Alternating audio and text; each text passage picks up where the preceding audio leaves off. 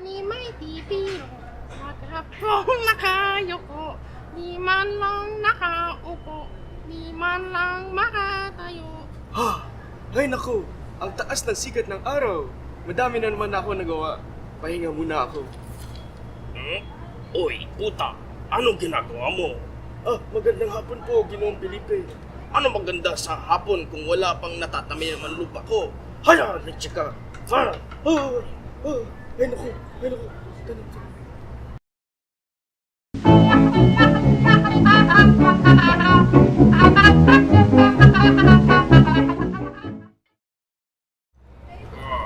Ito ang kupitero. Lupa, pare.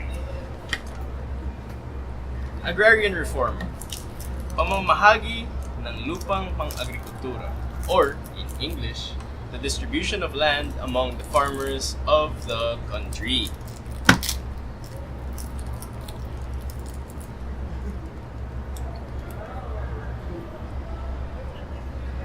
Ngunit, tama nga ba ang paghahati-hati ng lupa sa ating magsasaka? Balik tayo nung wala pa yung mga Kastila.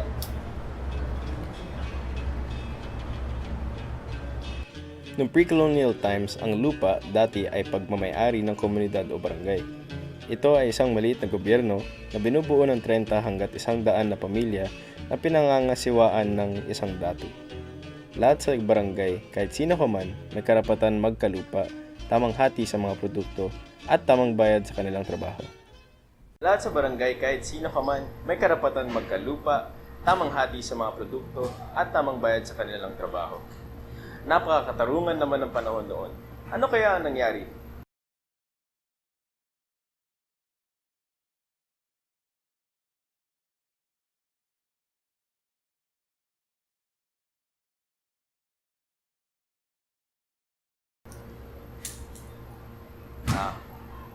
Dumating ang mga Kastila. Noong 1521 sa Limasawa Island sa Leyte, dumating si Ferdinand Magellan. Umakyat sa isang burol at nagvandal ng krus at inangkin na niya ang Pilipinas para sa hari ng Espanya. Ang gobyerno noon ay nagkaroon ng Pueblo Agrikultura, isang sistema na ang mga komunidad ay nahati-hati at tawag sa kanila ay pueblo. At bawat Kristiyanong pamilya ay may 4 hanggat 5 na ektarya na pang-agrikultura. Ngunit ang mga katutubong pamilya ay bawal magkaroon ng mga lupa noon dahil lahat ng lupa noon ay pagmamayari ng hari ng Espanya. At itong lupa ay may renta pa na binabayaran ng mga Pilipino sa mga Kastila.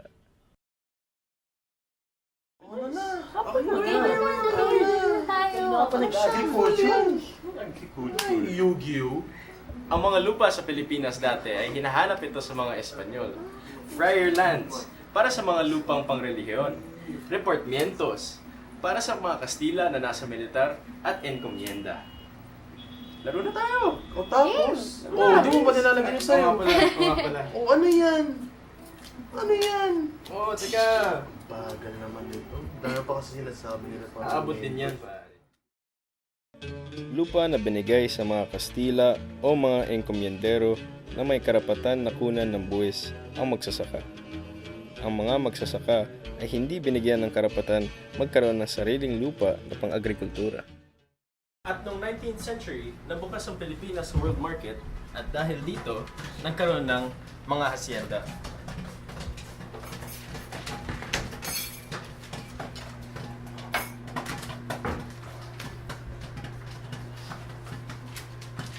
Ngunit dahil dito, mas maraming Pilipino na nawalan ng lupa at mas marami na pinilit maging magsasaka.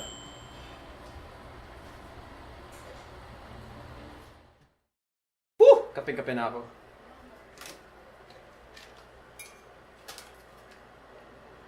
Masyadong matamis ang asukal. Hindi tayo maglalagay ng ganon.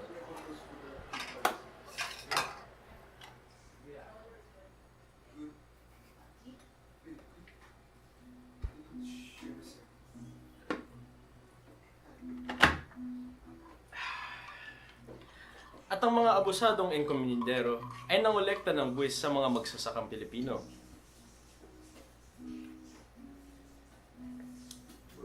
Bait.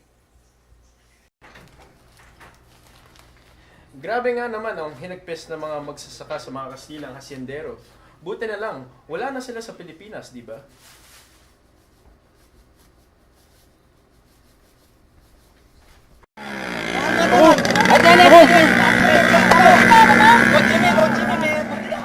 Noong Nobyembre 16, 2004, 12 magsasaka at 2 bata ang nasawi ng dinispatcha ni Patricia Santo Tomas, Labor Secretary noon, ang mga pulis at sundalo.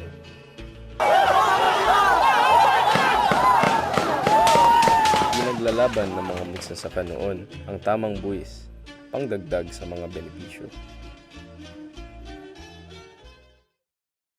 Wala na ba tayong mga batas para sa mga lupa?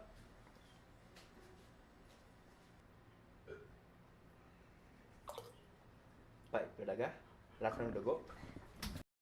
Kuya, I would like a steak with extra medium rare and all the sidings. Yes, sir. Thank you.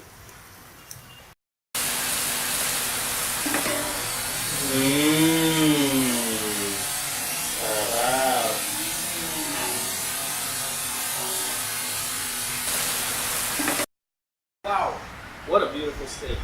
So after the Spanish colonization, the Americans came in and they actually implemented laws and policies. The Americans realized that being landless was the main cause of social unrest and revolt during that time. Policies such as Second Public Land Act of 1919 or Act 2874, Act Number 141, which amended the Second Public Act of 1919, the Friar Land Act or Act Number 1120, Rice Share Tenancy Act of 1933 or Act Number 4054, Sugarcane Tenancy Contracts Act of 1933 or Act Number 4113. Different kinds of policies to fix the problems of our Filipino farmers back then.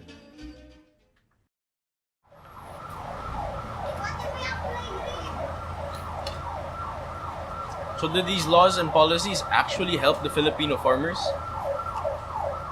Wow, it's an amazing steak.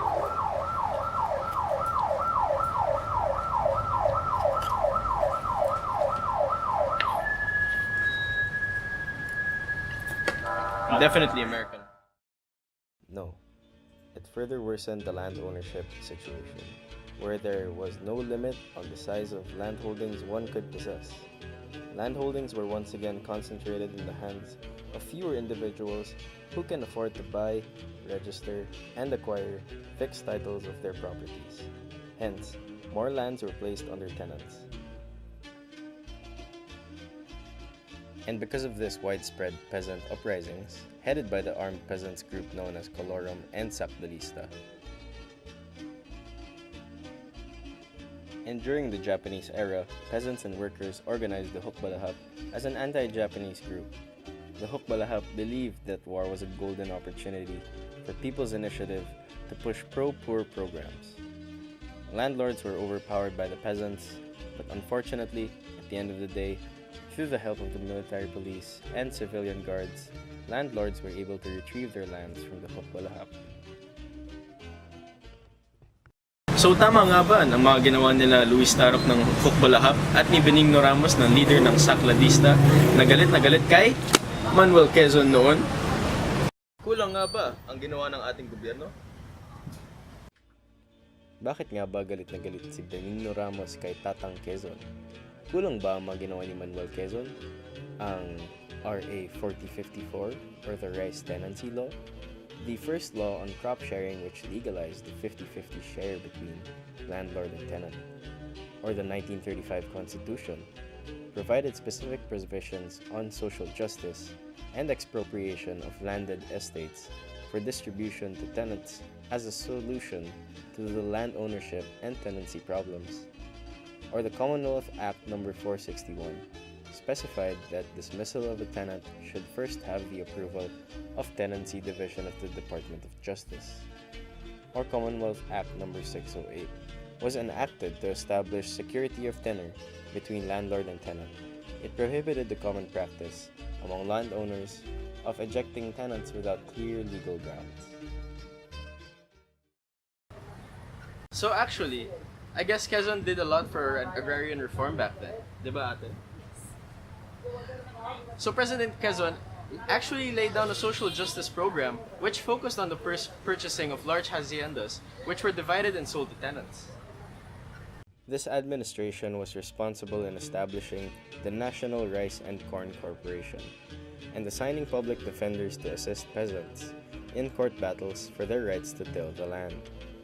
During this period, the Court of Industrial Relations was set up to exercise jurisdiction over disagreements arising from agri-workers and landowner relationship. It was also during this time that the Rice Tenancy Act, Act No. 4045, was amended. Act No. 4045 was a law that was hardly implemented because most of the municipal councils were composed of powerful hacienderos and big landlords. So how about today? How is the Philippines and its agrarian reform? Extra rice, ate, please. Thank you. As of now, the Department of Agrarian Reform is eager to help the farmers, especially the least wealthy ones, by enacting various agrarian laws carefully. Having DAR, which is the lead agency for CARP implementation, is bent on sustaining the gains of agrarian reform through its three major components: land tenure improvement, program beneficiaries development, and agrarian justice delivery.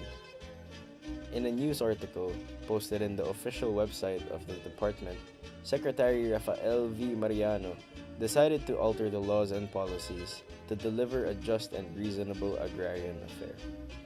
Dubbed as 2017 Rules of Procedures for Agrarian Law Implementation Cases, the Secretary stated that these rules shall govern, among others, all cases arising from or involving classification and identification of landholdings for coverage under the Agrarian Reform Program and the initial issuance of certificates of land ownership awards, and emancipation patents, including protest or oppositions and petitions for lifting of such coverage.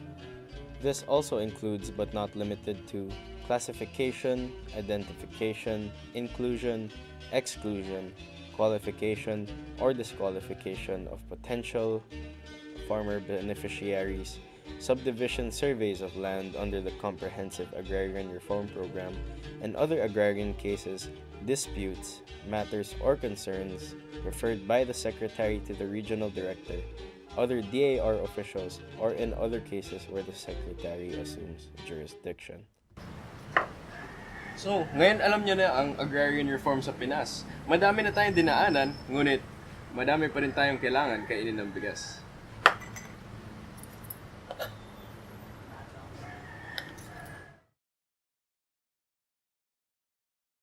May bibiro na po, ewan ko na ang lyrics, pero ganito ang tunog ng song na yan, at ako ay pagod na.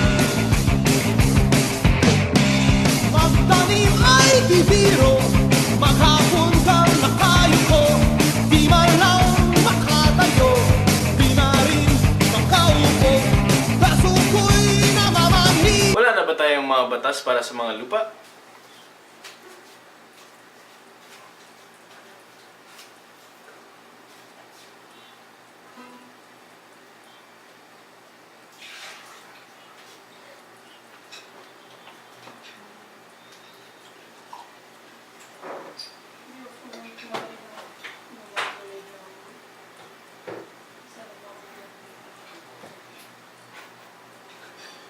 Wait. Sige. Yeah, go.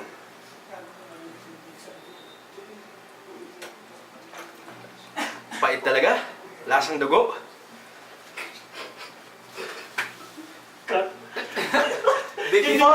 Hindi nakikita. Ha? Isa pa. Uy, shit. Buy one